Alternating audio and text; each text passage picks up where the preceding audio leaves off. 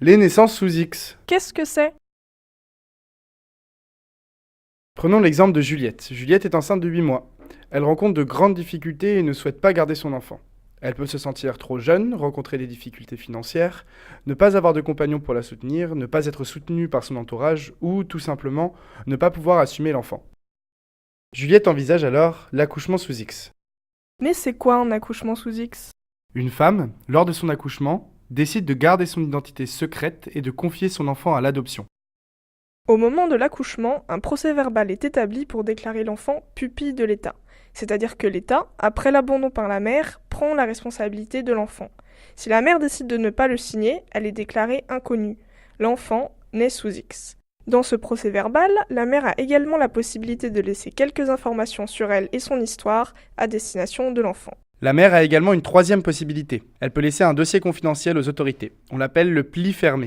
La mère peut y laisser les informations qu'elle souhaite. Par exemple, son identité, son histoire, des informations non identifiantes ou des données médicales.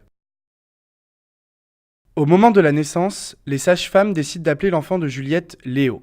Après la signature du procès-verbal, il est confié à l'aide sociale à l'enfance. Cette institution a notamment pour rôle de trouver à Léo une famille adoptive.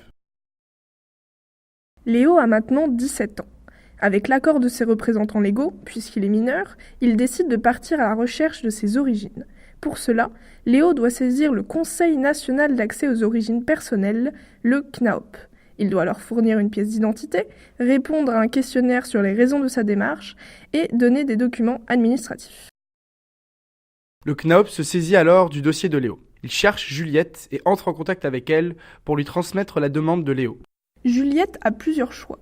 Maintenir son anonymat, autoriser Léo à découvrir les informations inscrites dans le pli fermé, si elle en a laissé un, voire même décider d'entrer en contact avec Léo.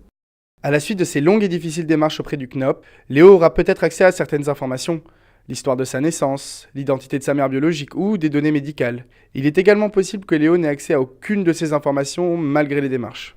Entre protection des femmes en difficulté et accès des enfants à leurs origines, les naissances sous X font débat depuis de nombreuses années.